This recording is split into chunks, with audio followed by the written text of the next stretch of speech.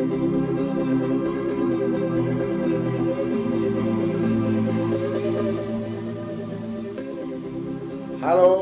geng Akarimba. Assalamualaikum warahmatullahi wabarakatuh. Kali ini kita mau menyampaikan ya ada mau cerita nih tentang apa tadi, suatu organisasi ya. oke. Ini suatu organisasi di mana saya dan Andre awal kali kita bertemu ya di organisasi tahun berapa itu ya geng? 99 ya. Ya. Kan waktu yang singkat ya geng. Ya. Bagaimana perjalanan kami ya. Jadi dalam organisasi ini yang pasti ada dua geng, kulit luar dan kulit dalam. Kalau seperti contoh ya, kulit luar itu kita bisa belajar ilmu seperti navigasi, ilmu survival, atau seperti botani dan geologi, lab, itu kan bisa kita pelajari ya dengan abang-abang kita atau kakak-kakak yang berpengalaman lah gitu ya geng. Namun kalau untuk kulit dalam ini, nah ini yang paling penting nih, karena kita cara menyatukan jiwa korsa, ya nih geng, menyatukan jiwa korsa, menyatukan bagaimana kita dalam keadaan apapun harus bisa kita menghargai keadaan saya. Ya seperti contoh ya, waktu saya ya bersama rombongan Akarimba ini dalam mengadakan pendidikan dasar waktu itu, mengadakan pendidikan dasar. Jadi kami ini kan kebetulan ada satu kerel saudara kami yang lumayan besar tuh, isinya makanan semua deh ya, logistik ya. Jadi kebetulan di saat kami dalam instruksikan berbaris, yang bawa kerel kan tadi itu cewek, jadi diganti posisinya. Kebetulan ditunjuk hari itu sama pelatih kami Unju Yopri ya, ditunjuk untuk membawa kerel tersebut. Nah, jadi kami ceritanya ini Longmar nih, cuma membawa kan. Jadi pas di tengah perjalanan kami diinstruksikan untuk mengambil tindakan perbaikan seperti push up kami itu. Jadi kebetulan waktu dalam keadaan push up, kebetulan Uncu melihat ke arah saya, dengan berharap saya pun melihat ke arah Uncu ya. Uncu dengan push up sembari melihat saya, dan akhirnya saya pun kebetulan pas juga melihat ke arah Uncu, ke arah Uncu. Jadi melihat kerelnya besar lagi push up, jadi Uncunya cuma beri syarat begini aja. Saya udah ngerti tuh, berarti kamu bawa lagi, udah capek saya kan. Sebenarnya waktu pendidikan itu kita dapat bocoran dari abang yang pernah ikut pendidikan kan, bahwa jangan bawa logistik banyak-banyak, bawa secukupnya aja, nanti kalian ada pembekalan segala macam. Nah jadi kita ini cerdik, bawanya secukupnya aja, logistik secukupnya, ya pokoknya semuanya serba secukupnya lah. Tapi cukup ya. Tapi cukup lah, nah cukup.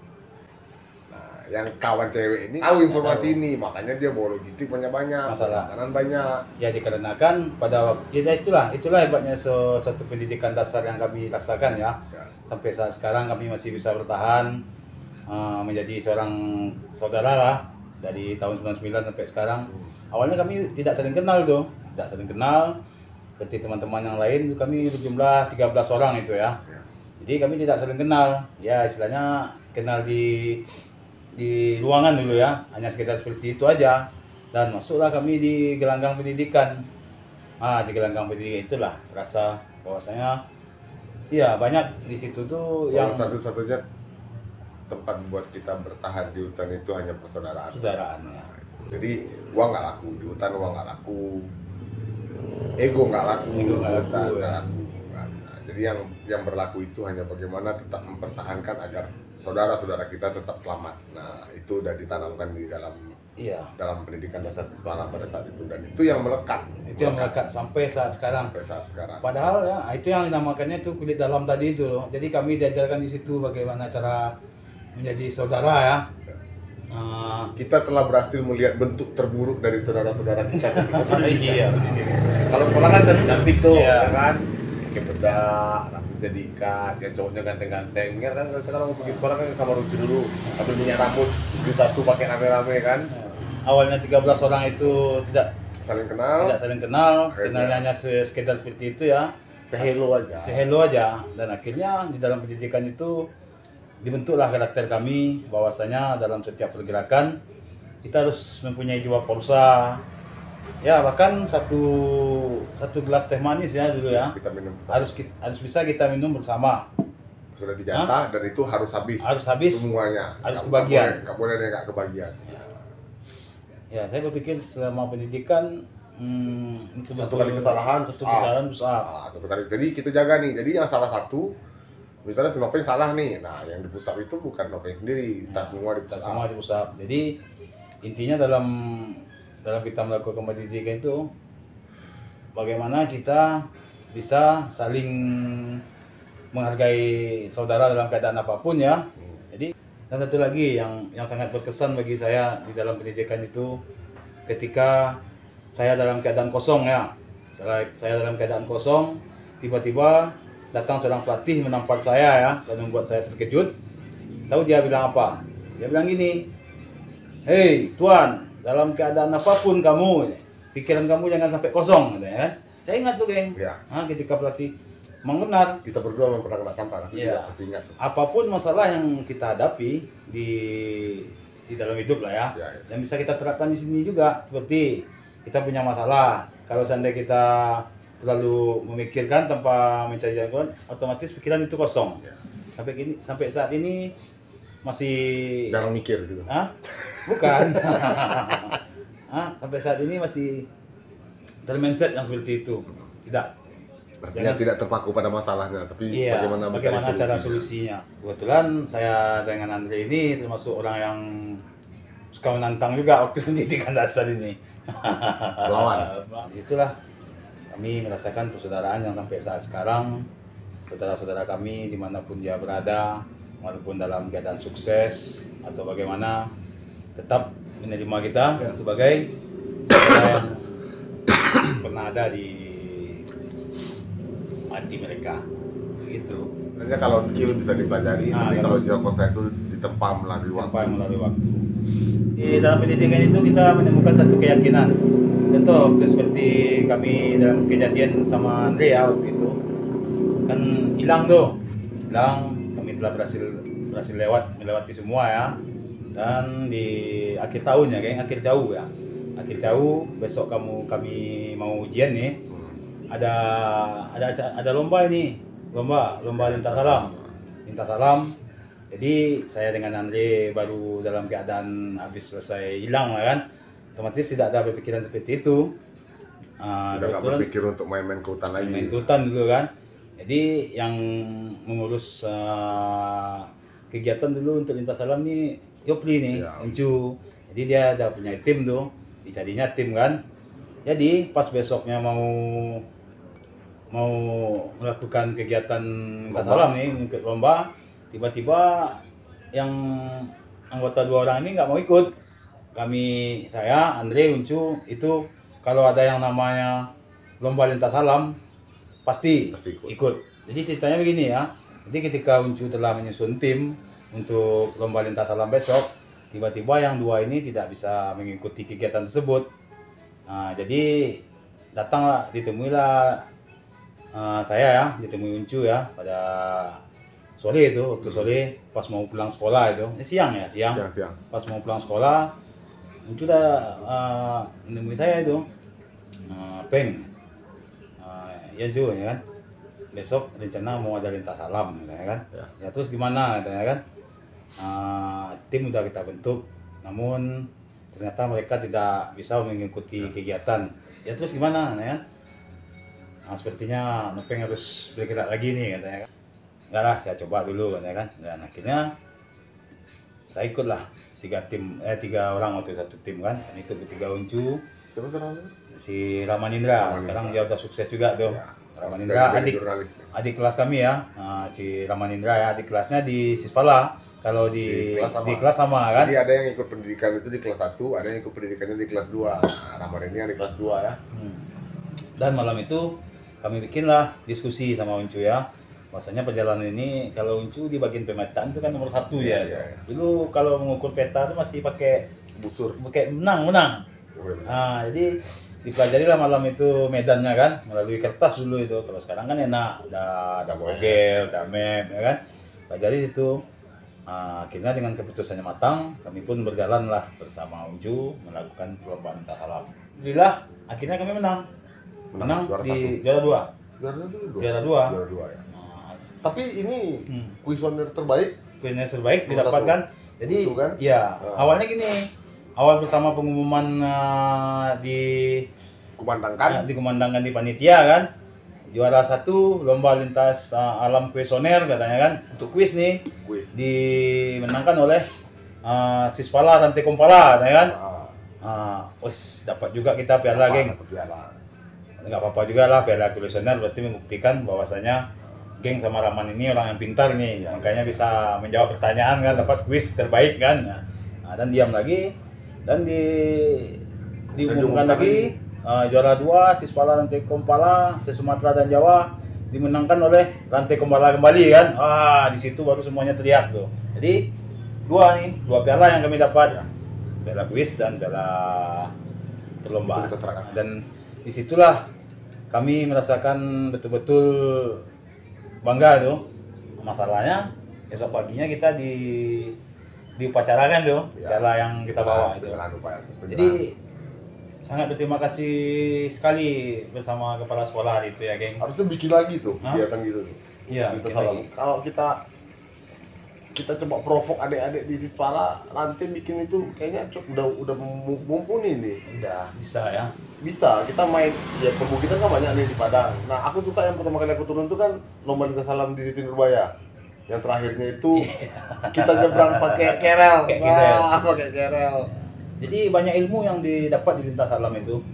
Yang pertama ilmu ketabahan diri. Makanya kita di Sumbar solid itu. Beberapa PA nggak pernah ribut, jadi kita saling tahu tuh ini anak ini. Tapi ada cerita nih, agak mundur lagi ke belakang nih. Dulu itu Sispala Rantai Kompala termasuk dicekal, salah satu sekolah dicekal di sekolah, ya kan? Dicekal di sekolah karena dianggap organisasi yang tidak ada gunanya, hanya kumpulan orang-orang nakal yang ingin berorganisasi, yang hobi naik gunung. Begitulah pandangan dulunya. Pada awalnya begitu pandangan guru-guru di sekolah dan termasuk kepala sekolahnya sendiri. Sehingga beberapa anggaran itu tidak dikeluarkan untuk Sispala. Jadi kami mandiri pada saat itu, memang survive dari hasil mandiri saja, bantuan sama senior-senior, hasil patungan itu yang bisa bikin kami tetap bikin kegiatan. Nah, salah satu hikmah di balik kejadian tersesatnya saya dan Nopeng di Gunung Merapi pada saat itu adalah ketika sekolah kembali mengakui eksistensi Sispala Rantai Kompala, gitu. Karena terbukti bahwa ternyata persepsi guru-guru tersebut keliru, karena kita bukan mau ugal-ugalan di organisasi ini, karena mereka nggak tahu kita ada belajar navigasi, kita ada belajar pemetaan, kita ada belajar survival. Mereka nggak ngerti, padahal itu sebenarnya ilmu-ilmu kehidupan yang penting dan bisa kita pakai nanti di kehidupan nyata, benar. Nah, mereka nggak tahu kan, akhirnya dengan secara legowo kepala sekolahnya mengembalikan kembali eksistensi Sispala Rantai Kompala sebagai salah satu eskul yang diakui di sekolah. Nih, berdiri belum remaja ini. Saya masih ingat tuh kondisi di ruangan itu pada saat itu. Jadi gini, kami hanya ingin membuktikan ke sekolah saat itu bahwasanya kami dalam melakukan kegiatan ini membentuk jiwa korsa sebenarnya. Ada persaudaraan yang kami bangun yang kami kuatkan pada saat itu. Kami di sini bukan untuk ugal-ugalan, hanya untuk membuktikan kami bisa menjadi sebuah saudara yang solid sampai saat ini. Memang alhamdulillah pada saat itu Sispala memang sangat disegani, persekawaannya sangat disegani di sekolah pada saat itu. Iya. Itu luar biasa. Di sekolah pun seperti Andre, seperti Yopri ya, Uncu ya, seperti Irwan dan Firman, kami di sekolah itu bukan kumpul tiap hari. Kami kadang-kadang punya kehidupan masing-masing. Punya kegiatan masing-masing juga di sekolah itu kan. Cuman di saat waktu yang tertentu kami sedikit selalu satu panggung ya. Jadi kalau Nopeng ada fight sama orang, kita ramein. Nanti kalau saya ada fight sama orang, kita ramein.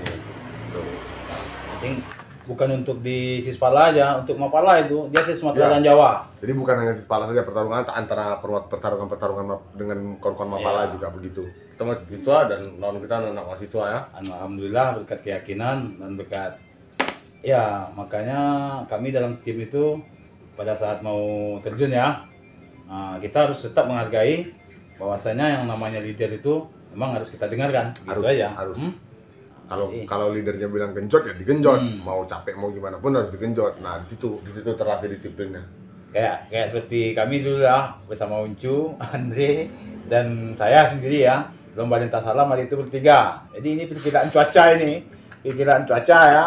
Jadi yang Andre ini ngotot nih, Peng, Ju, bagaimana kalau kita keluarkan ponco katanya kan?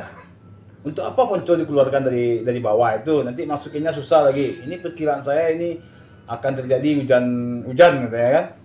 Kalau dibilang sama Uncu kan, kalau masih dalam keadaan mendung begini belum bisa dipastikan hujan. Jangan keluarin dulu, nanti bikin ribet, menghabiskan waktu. Namanya kita dalam kecepatan nih. Tahu nggak sebenarnya tuh? Aku mau mengulur waktu. Iya. Kecapeannya.